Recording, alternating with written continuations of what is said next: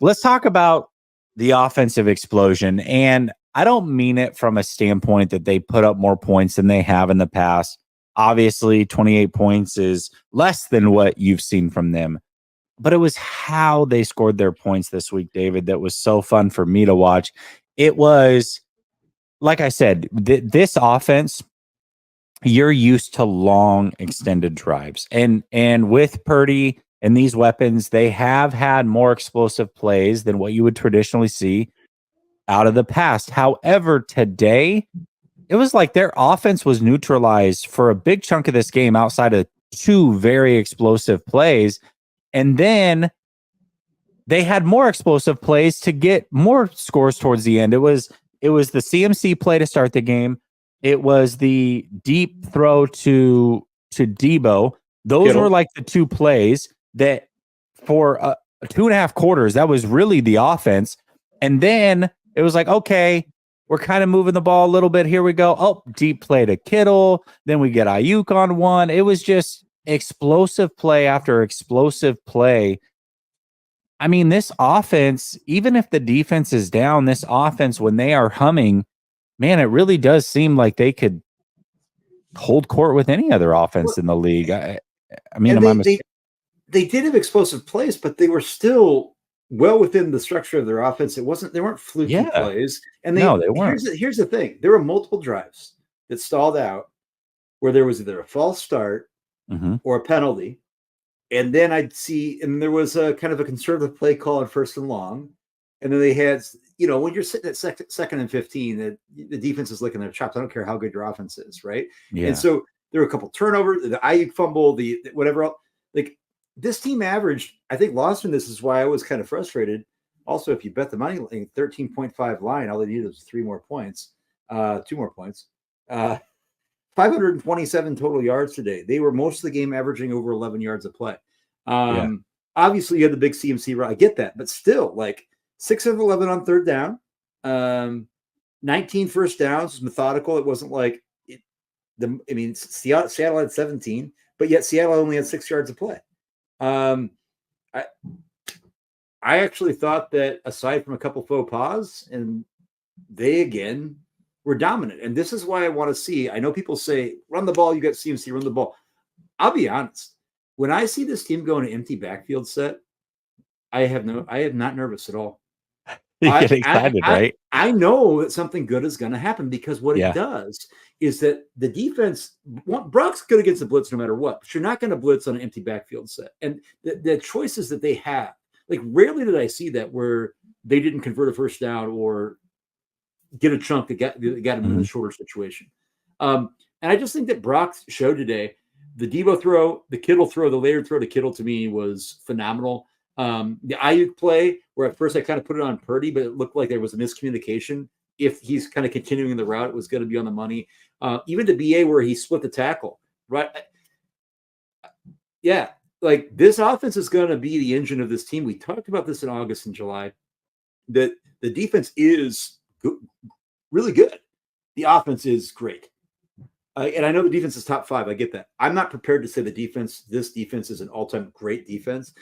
This offense may be Kyle Shanahan's best offense in his entire career, if working with any team, whether as an OC or as a head coach. And I really do feel that obviously all the pieces together are working in symbiotically, but Brock has a lot to do with it. And I was impressed with the way that Brock played today. Yeah. Oh, absolutely. I mean, yes. This offense is so hard to cover, though. When you really look at things, you had the Browns game, which was the anomaly of the season. Okay. They were tired down the stretch in the Bengals game, but really this offense has not been held down for an entire game outside of one game all season long.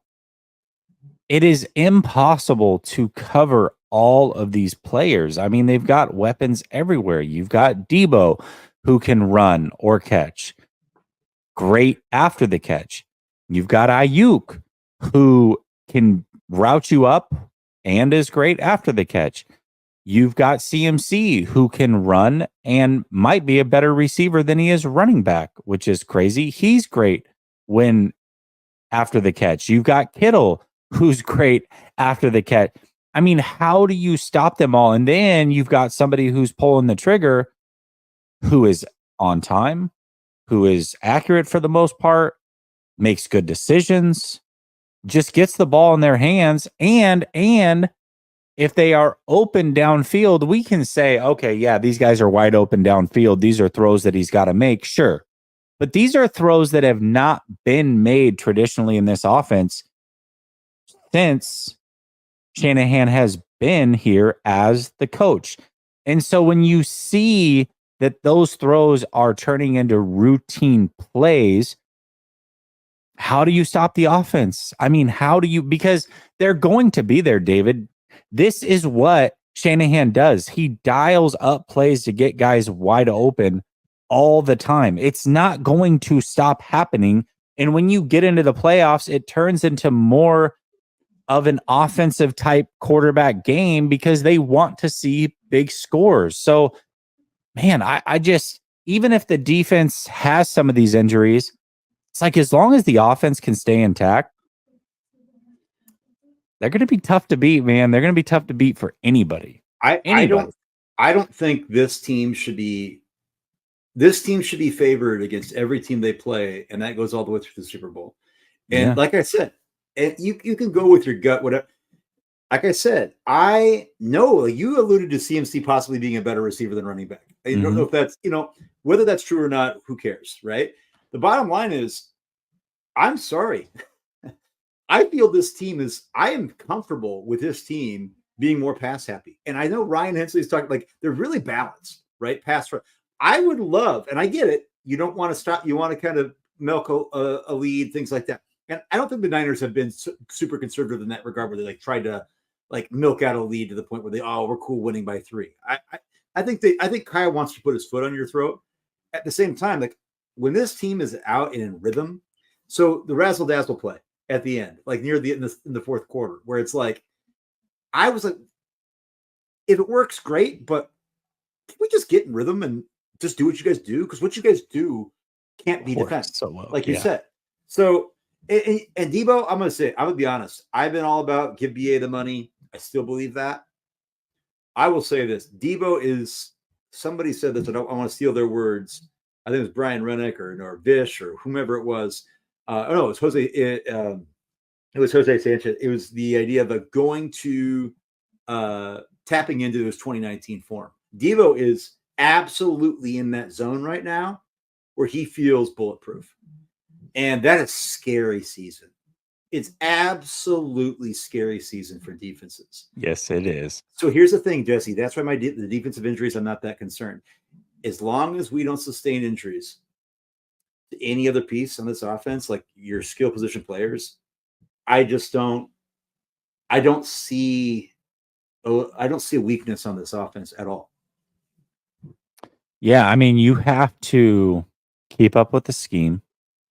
You have to keep up with the talent. It's not doable by pretty much any team in the league outside of Cleveland. I mean, they have the perfect aspect of players and scheme that work great against this 49ers. And they're not going to face them in the Super Bowl. Barring something crazy happen, it's just not going to happen. So that was the one team that they had to get through, and it didn't work for the 1 week. That's great. Who else can implement the game plan? It's interesting because a lot of people talk about last week, and Bosa talked about this, like, hey, we laid the blueprint out to beat the Eagles. Well, that's great, Bosa, but you guys have elite players on defense, and you have a good scheme and a good coach and all that. Not many teams can do to Philadelphia what you were able to do. Now, maybe Dallas can. Maybe they're close enough that they can. But when you talk about schemes and players that were able to work against this offense, Cleveland did that. So is the blueprint out for this offense, or is it just one really good defensive team that was able to get it done? It's great to have a blueprint, but when you don't have the coach to get it done and you don't have the players to get it done, it really doesn't matter. It's damn near impossible to stop this offense.